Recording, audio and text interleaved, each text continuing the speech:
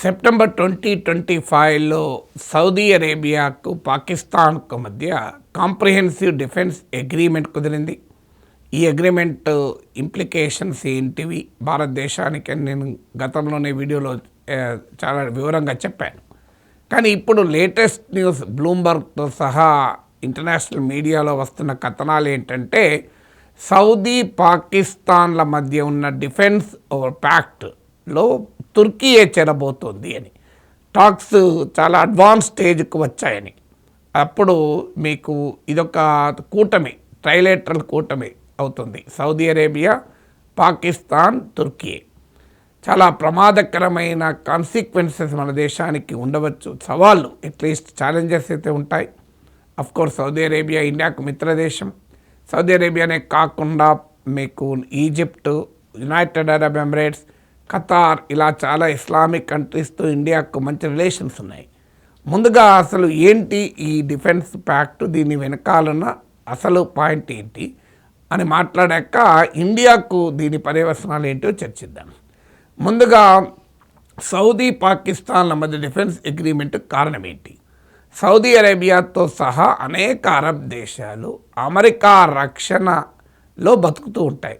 America military bases కూడా ఈ west ఏషియాలో చాలా ఎక్కువగా ఉంటాయి. మీకు ఖతార్లో అమెరికన్ మిలిటరీ బేస్ ఉంది, బెహ్రెయిన్లో ఉంది.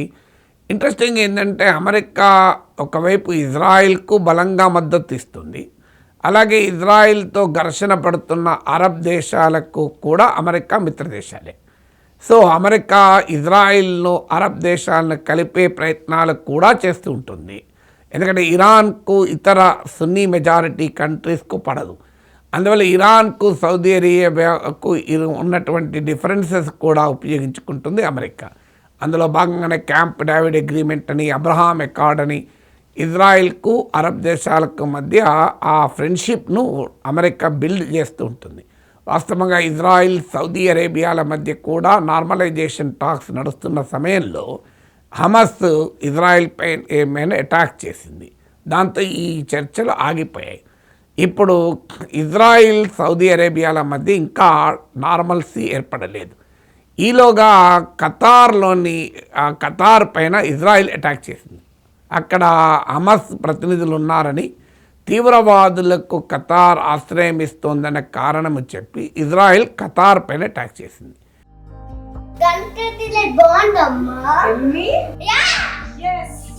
కంట్రీ డిలైట్ బఫెలో మిల్క్ ని మా ఫ్యామిలీ వాళ్ళకి ఎప్పటి నుండో వాడుతున్నాను. ఈ పాల ఫస్ట్ యూజ్ నుండి నాకు దీనిపైన చాలా నమ్మకం వచ్చింది. Choose country delight and live better. So ఖతార్లో అమెరికన్ మిలిటరీ బేస్ ఉండగా కూడా ఇజ్రాయెల్ ఖతార్తో అటాక్ చేయడంతో ఒక్కసారి అరబ్ దేశాల స్ట్రాటజిక్ థింకింగ్లో ప్రశ్నలు ఎదురయ్యాయి. మనం ఇప్పటిదాకా ఇజ్రాయెల్ నుంచి మనల్ని అమెరికా రక్షిస్తుందని నమ్ముతున్నాం, కానీ ఇజ్రాయెల్ విషయంలో అమెరికా వైఖరి చాలా గట్టి ఫ్రెండ్షిప్, అవసరమైతే మనల్ని వదులుకొనైనా అమెరికా ఇజ్రాయెల్తో ఉంటుంది అనే అనుమానం పెరిగింది. వెంటనే ఈ ఇజ్రాయెల్ ఖతార్ పైన అటాక్ చేసిన వెంటనే మీకు ఇస్లామిక్ దేశాలలో మళ్ళీ పునరాలోచన మొదలైంది. ఇది గమనించిన అమెరికా ఇజ్రాయెల్తో క్షమాపణ కూడా చెప్పించింది. సో ఇజ్రాయెల్ ఖతార్పై దాడిని పొరపాటుగా Benjamin Netanyahu, Israel prime minister కూడా చెప్పాడు, కానీ అప్పటికే జరగాల్సిన డ్యామేజ్ జరిగిపోయింది. సో ఇజ్రాయెల్ అమెరికాతో కూడా చెప్పకుండా దాడి చేసిందని వార్తలు కూడా వచ్చాయి. చెప్పకపోయినా దాడి అయితే జరిగింది. దాంతో ఈజిప్టులో ఈ అరబ్ దేశాలు, ఇస్లామిక్ దేశాలు 40 కంట్రీస్ సమావేశమై మనము ఇస్లామిక్ అరబ్ ఇస్లామిక్ నాటోను ఏర్పాటు చేయాలి అనే ఆలోచన మొదలైంది. ఇందులో పాకిస్తాన్ పాల్గొంది, తుర్కీ పాల్గొంది. ఈ దేశాలు కీలక పాత్ర కూడా పోషించాయి. పాకిస్తాన్కు ఉన్నటువంటి అడ్వాంటేజ్ ఏంటంటే ఎకనామిక్గా దివాలా తీసిన దేశం, పొలిటికల్గా పూర్తి గందరగోళంలో ఉన్న దేశం. కానీ ఇస్లామిక్ ప్రపంచంలో, ఇస్లామిక్ నేషన్స్లో న్యూక్లియర్ వెపన్స్, అణ్వస్త్రాలు ఉన్న ఏకైక దేశం పాకిస్తాన్. ఇరాన్ అణ్వస్త్రాల తయారీకి ప్రయత్నించిన అమెరికా శాంక్షన్స్ వల్ల ఇరాన్ న్యూక్లియర్ థ్రెషోల్డ్ అంటారు, అంటే అణ్వస్త్రాల తయారీకి దగ్గర దాకా వచ్చిన పూర్తి అణ్వస్త్రాలు అయితే ఇప్పటికీ తయారు చేయలేకపోయింది. ఇజ్రాయెల్ 1967లోని అణ్వస్త్రాలు ఉన్నాయి. వెస్ట్రన్ కంట్రీస్ సహకారంతో 1967 ఇజ్రాయిల్ న్యూక్లియర్ పవర్ అయింది. అప్పటి నుంచి ఇజ్రాయిల్ న్యూక్లియర్ వెపన్స్కు ఇస్లామిక్ ప్రపంచంలో ఒక ఆందోళన అయితే ఉంది. ఆ ఆందోళన పాకిస్తాన్ తీర్చగలుగుతుంది, ఎందుకంటే పాకిస్తాన్కు న్యూక్లియర్ వెపన్స్ ఉన్నాయి. సో అందువల్ల సౌదీ అరేబియాకేమో ఎకనామిక్ శక్తి ఉంది, పాకిస్తాన్ దగ్గర లేనిది సౌదీ అరేబియా దగ్గర ఉంది, సౌదీ అరేబియా దగ్గర లేనిది పాకిస్తాన్ దగ్గర ఉంది.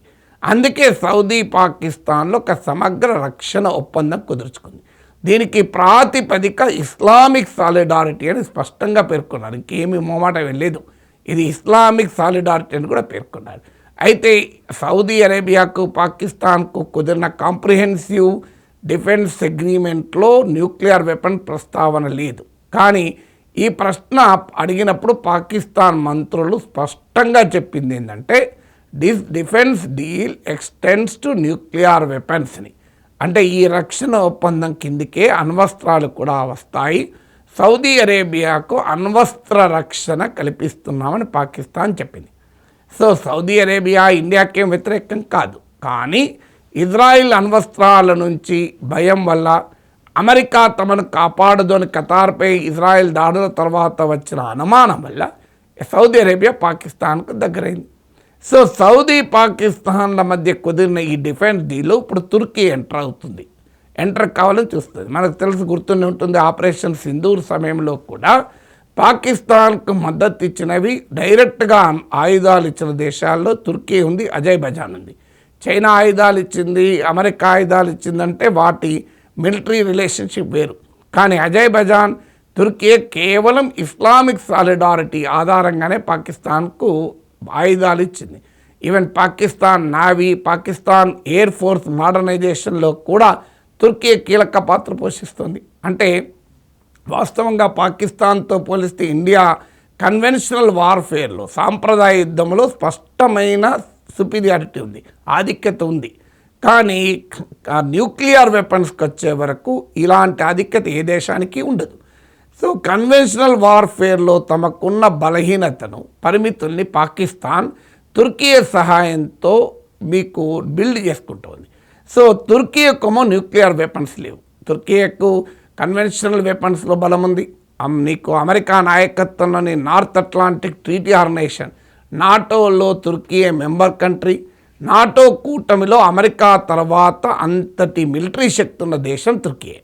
సో తుర్కీ కంపారిటివ్లీ పాకిస్తాన్ కన్నా బలమైన మిలిటరీ పవర్, కానీ స్ట్రాటజిక్ అడ్వాంటేజ్ పాకిస్తాన్కు న్యూక్లియర్ వెపన్స్ ఇస్తుంది. తుర్కీకి న్యూక్లియర్ వెపన్స్ లేవు, పాకిస్తాన్కు న్యూక్లియర్ వెపన్స్ ఉన్నాయి.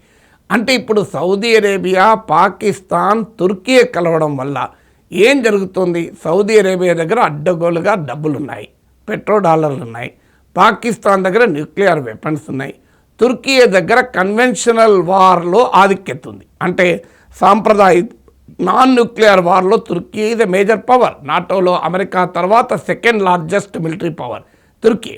సో ఈ మూడు దేశాలు ఏకమైతే నీకు కావలసిన డబ్బులు, conventional war power and also nuclear war power వస్తాయి.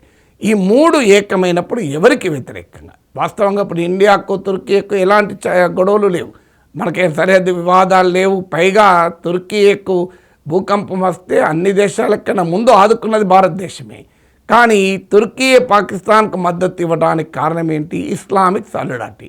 ప్రపంచంలో ఇస్లామిక్ ప్రపంచానికి తామే నాయకత్వం వహించాలని తుర్కీ ఆకాంక్ష. అందుకే ఎక్కడ ముస్లిం కంట్రీస్కి అనుకూలంగా తాను ఇంటర్వ్యూన్ కావాలనుకున్నప్పుడల్లా ఇంటర్వ్యూన్ అవుతూ ఉంటుంది. అందులో భాగంగానే పాకిస్తాన్కు కూడా ఆపరేషన్ సింధూర్ సమయంలో తుర్కీ సపోర్ట్ చేసింది. దానికి రిటాలియేషన్గా తుర్కీ కంపెనీలను ఇండియా నిషేధించింది. అజర్బైజాన్ పాకిస్తాన్ సపోర్ట్ చేసినందుకు అజర్బైజాన్తో నగోర్నో కరాబాఖ్ కొరకు పోరాడుతున్న ఆర్మేనియాకు ఇండియా ఆర్మ్స్ పంపింది. బట్ ఏదైనా సౌదీ అరేబియా, పాకిస్తాన్, తుర్కీల కూటమి డెఫినెట్గా ఇండియాకు ఛాలెంజ్. ఎందుకు ఛాలెంజ్? వాస్తవంగా ఈ కూటమి ఏర్పడటానికి భారతదేశంతో సంబంధం లేదు. ఇజ్రాయిల్ను ఎదుర్కోవటానికి అమెరికా పైన నమ్మకం సన్నగిల్లి సౌదీ అరేబియా, పాకిస్తాన్ ఒప్పందం కుదుర్చుకుంటుంది.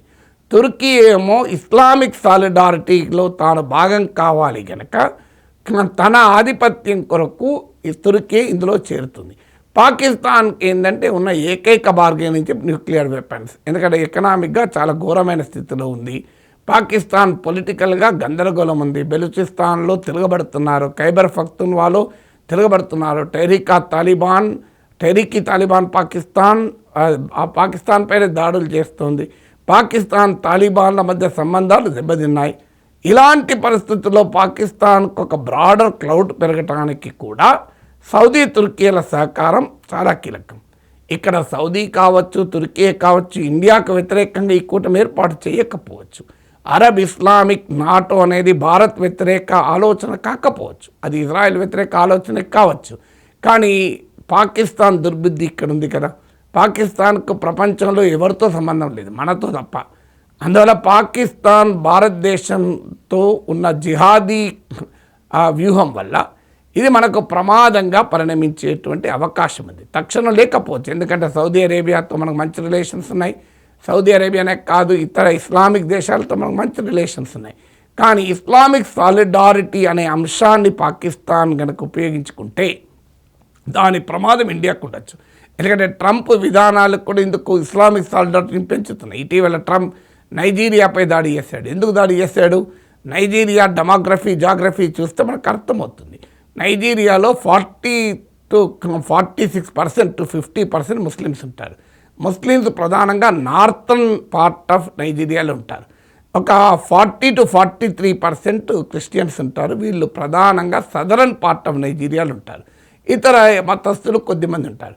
సో క్రిస్టియన్స్ పైన టార్గెట్గా ఐసిస్ అటాక్ జరుగుతున్నాయి కనుక క్రిస్టియన్స్ రక్షణ కొరకు మేము వస్తున్నామంటూ ట్రంప్ ఏకంగా మతం పేరు చెప్పి దాడులు చేశాడు. పోనీ ఐసిస్ పైన మేము దాడి చేస్తున్నామంటే అభ్యంతరం లేదు, కానీ దానికి ఒక క్రిస్టియన్ ముస్లిం యాంగిల్ కూడా పట్టుకొచ్చాడు ట్రంప్. సో అది ఆల్రెడీ ట్రంప్ అమెరికాలో ఇస్లామిక్ కంట్రీస్ నుంచి వచ్చే ఇమిగ్రెంట్ల పైన తీవ్రమైన ఆంక్షలు కూడా పెడుతున్నాడు. సో అందువల్ల ఇది ఒక మతం టర్న్ తీసుకున్నప్పుడు ఖచ్చితంగా అది భారతదేశ భద్రతకు ప్రమాదంగా పరిణమించవచ్చు. అందుకే అరబ్ ఇస్లామిక్ నాటో ఏర్పాటు దిశగా ప్రయత్నాలు, అందులో పాకిస్తాన్ కీలక భూమిక పోషించడం డెఫినెట్గా ఇండియాకు ఇది ఒక దౌత్యపరమైన సవాల్, డిప్లొమాటిక్ ఛాలెంజ్గానే ఉంటుంది.